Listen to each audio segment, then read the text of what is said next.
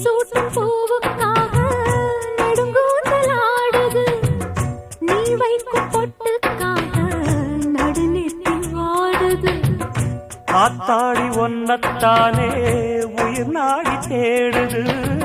காவேரி எங்கே போகும் கடல் வந்து கூடுது.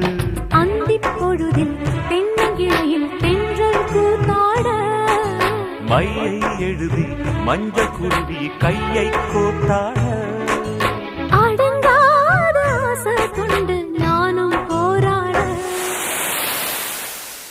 உனக்கென பிறந்தவ ரெக்க கட்டி பறந்தவ இவதான். என விட உனக்கு இங்கு மனசுக்கு பிடிச்சவ எவதான்.